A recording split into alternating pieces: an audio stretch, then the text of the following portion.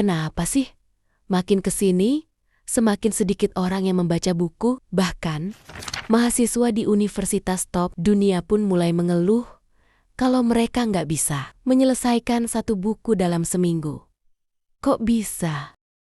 Beberapa tahun lalu, mahasiswa diharapkan bisa membaca sekitar satu buku per minggu. Tapi, sekarang banyak yang bilang itu mustahil. Ada mahasiswa yang bahkan mengaku seumur hidupnya nggak pernah diminta membaca satu buku penuh. Kita mulai dari bagaimana anak-anak diajarkan membaca. Dulu, metode yang paling umum digunakan adalah fonik, di mana anak-anak belajar mengenali huruf, menggabungkannya menjadi kata, lalu memahami teks secara keseluruhan. Tapi sekitar tahun 1960-an, metode baru diperkenalkan. Namanya pembelajaran bahasa secara menyeluruh. Anak-anak akan belajar membaca secara alami hanya dengan memahami konteks, seolah-olah membaca itu naluriah seperti berbicara. I'm sure you'll see the important part that trustworthiness plays in helping us to get along with others. Sayangnya, metode ini ternyata nggak efektif. Banyak anak yang akhirnya nggak bisa membaca dengan baik. Negara-negara seperti Amerika Serikat, Inggris, Australia, dan Kanada mulai melihat penurunan tingkat literasi di sekolah-sekolah mereka. Nggak cuma itu, sistem pendidikan juga makin lama makin fokus ke pengujian standar. Alih-alih membaca buku penuh, anak-anak lebih sering membaca potongan teks pendek dan menganalisis argumennya.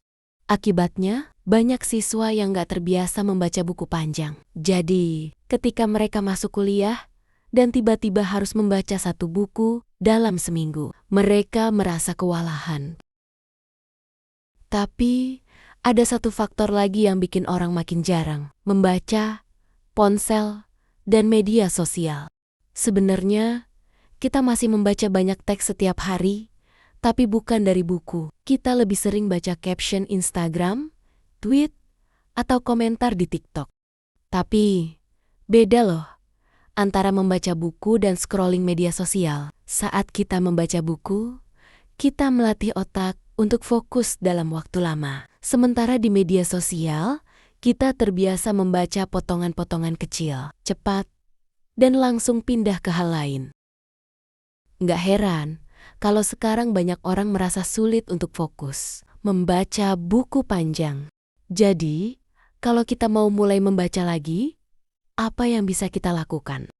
Pertama, kembali ke metode fonik di pendidikan dasar. Kedua, mengurangi fokus berlebihan pada ujian standar. Ketiga, membiasakan membaca buku penuh, bukan hanya potongan teks. Keempat, kurangi distraksi dari ponsel dan media sosial. Kalau kamu mau mulai membaca lagi, coba deh mulai dari buku yang ringan dan menarik buat kamu. Matikan notifikasi, cari tempat yang nyaman, dan nikmati prosesnya. Karena membaca itu bukan sekadar tugas, tapi bisa jadi cara terbaik untuk menenangkan pikiran dan memperluas wawasan.